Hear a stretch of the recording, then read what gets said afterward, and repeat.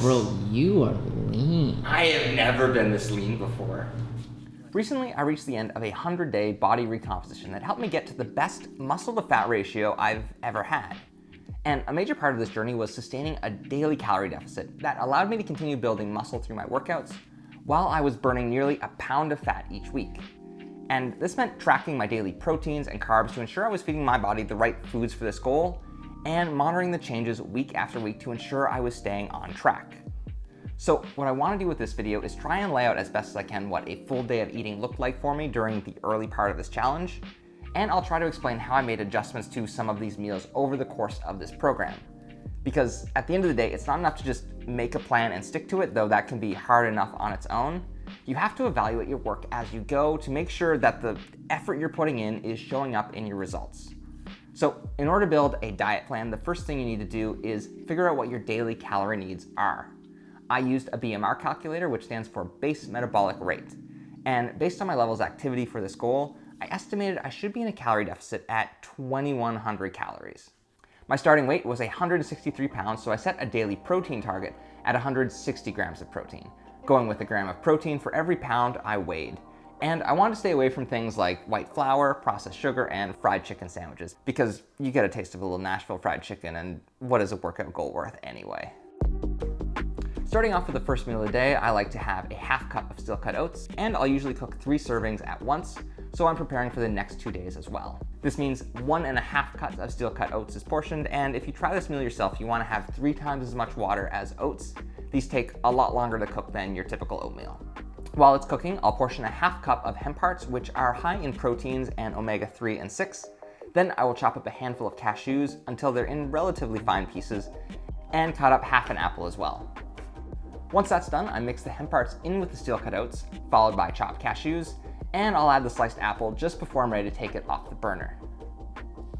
For flavor, I like to mix in some cinnamon and vanilla extract, and when I got to the later stage of the goals, I started cutting up a banana and mixing that in as my sweetener. But my honest advice is just use a teaspoon of maple syrup. It's gonna taste a lot better, and no one's gonna accuse you of serving them oatmeal that tastes like children's medicine.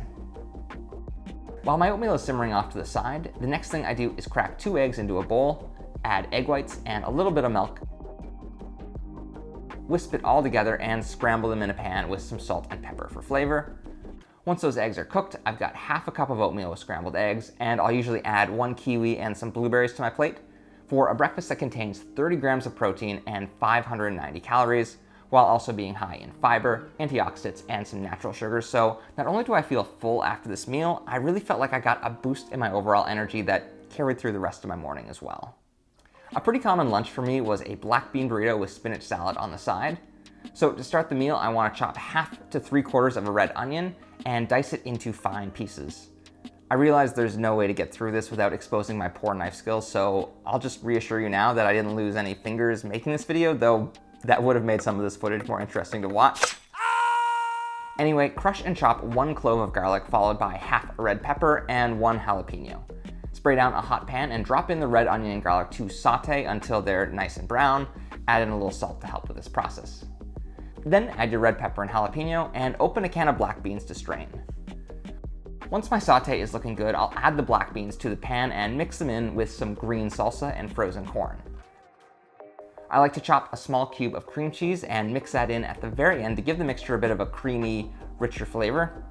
If you really don't want the extra fats added to your meal, the mix still tastes pretty good without it, but because I knew I was going to be keeping this diet for months on end, I felt like it was more important to have meals that I really enjoyed and could stay consistent with, rather than worrying about every 50 calories here or there and slowly driving myself insane.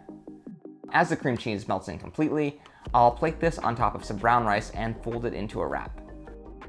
I'll typically just fill the rest of my plate with spinach leaves and cover them with a couple sliced strawberries, some blueberries, goat cheese, and a teaspoon of raspberry vinaigrette. As I got into the final weeks of this recomp, I decided to eventually stop adding the goat cheese and vinaigrette, as I found the berries with the spinach to be plenty sweet on their own. Still, with the goat cheese and vinaigrette counted, this meal came in at 600 calories and 25 grams of protein. Usually, I'm fitting my main workout in during the afternoon, and that meant either a pre or post-workout protein shake. This consisted of vegan protein powder, tablespoon of creatine, half a banana, tablespoon of peanut butter, and roughly a 1/3 cup of oat milk. bringing my total calories with this snack to 295 calories and 35 grams of protein. And for my final meal of the day, a go-to that served me well time and time again on this goal was a ground turkey burger with pan-fried potatoes and steamed greens. For this one, you want to empty your turkey into a bowl, followed by 1 egg to help your patties hold their shape once they're in the pan, add finely chopped jalapenos and yellow onion, and a 1/4 cup of oatmeal to add some texture to the finished burger. Season with whatever spices you prefer. Typically, I would add salt, pepper, garlic powder, cayenne, and chili flakes, though while I was filming this, I tried to add some turmeric, which I probably wouldn't do again. Mix it all together thoroughly, and again, lightly spray down your pan and put your patties in place. While my burgers are cooking, I'm going to heat up a second pan to begin cooking my potatoes. So I found once or twice a week, I would set aside 15 minutes to chop up a bunch of baby potatoes and put them in a pot to boil for about 8 minutes until they were soft enough to stick a fork through. Then I'd pack them into the fridge, so whenever I want, I can just throw 1 or 2 handfuls on a hot pan, season them with some Cajun spice, and toss them until they're brown and crispy on both sides. Once those are done, I'll cut an avocado to go with my turkey burger as soon as it's done on the grill. And I'll plate my potatoes with some steamed green beans or broccoli.